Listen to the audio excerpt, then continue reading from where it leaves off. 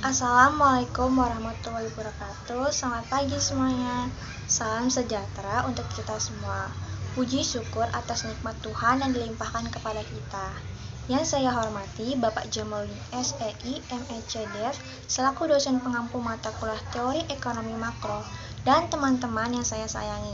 Perkenalkan, nama saya Nita Novianti, mahasiswa Universitas Pamulang, program studi manajemen S1.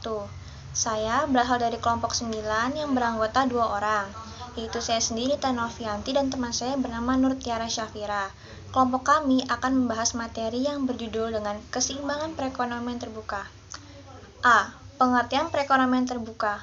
Perekonomian terbuka atau disebut dengan perekonomian 4 sektor adalah suatu sistem ekonomi yang melakukan hubungan ekonomi dengan negara-negara lain dengan melakukan kegiatan ekspor dan impor.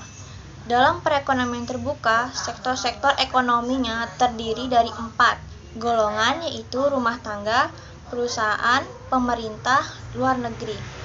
B. Hubungan perdagangan internasional dengan perekonomian terbuka. Hubungan perdagangan internasional dengan sistem perekonomian terbuka adalah bagaimana sebuah negara dapat melakukan transaksi dengan negara lain atau negara luar. Ekonomi internasional hubungannya menyangkut banyak bidang. Bidang tersebut dapat berupa pertukaran seperti pertukaran jasa, komoditi, modal, teknologi, informasi, dan komunikasi, serta bidang yang membawa akibat terjadi hak dan kewajiban seperti hubungan hutang piutang dan hubungan sewa-menyewa. Dua bidang yang penting dalam ekonomi internasional adalah pertukaran jasa dan komoditi, serta pertukaran teknologi dan modal, yakni 1. Pertukaran jasa dan komoditi terjadi antara penduduk di suatu negara dengan penduduk di negara lain karena adanya keperluan mereka untuk memperoleh jasa atau komoditi atau barang yang berguna untuk kehidupan yang tidak selalu yang dapat mereka hasilkan sendiri. 2. Pertukaran teknologi dan modal terjadi dalam rangka membantu menggali dan memanfaatkan potensi sumber daya alam yang dimiliki untuk pengembangan industrinya. C. Penentu ekspor dan impor.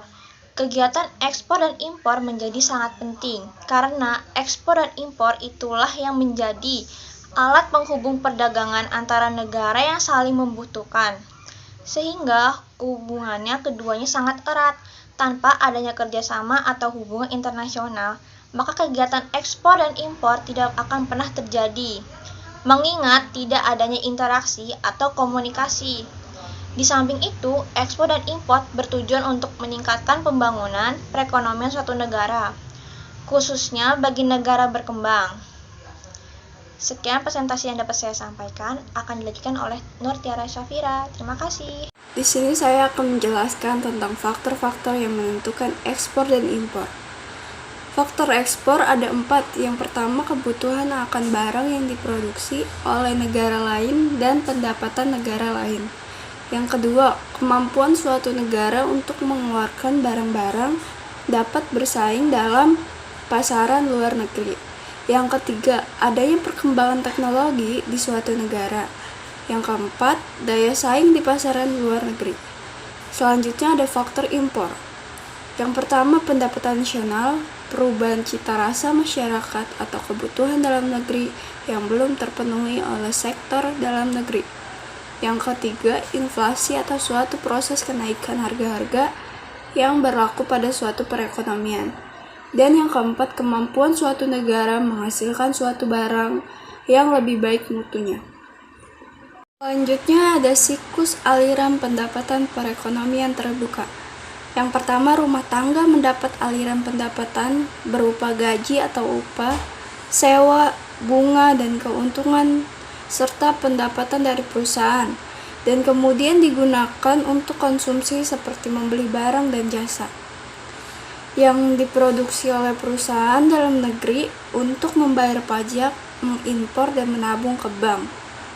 Yang kedua, perusahaan membayar gaji, sewa, dan bunga terhadap rumah tangga atas faktor produksi yang dihasilkan. Selain itu, perusahaan juga membayar pajak usahanya kepada pemerintah dan membayar administrasi atas proses ekspor dan impor.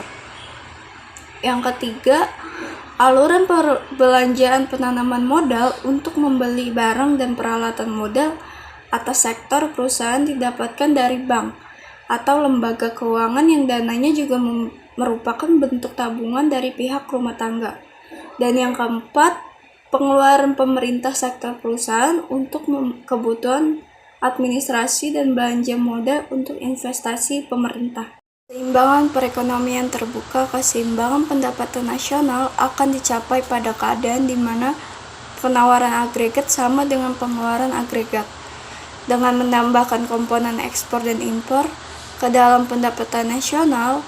Dengan demikian, apabila perekonomian berubah dari perekonomian tertutup ke terbuka, pengeluaran agregat akan bertambah sebanyak ekspor bersih.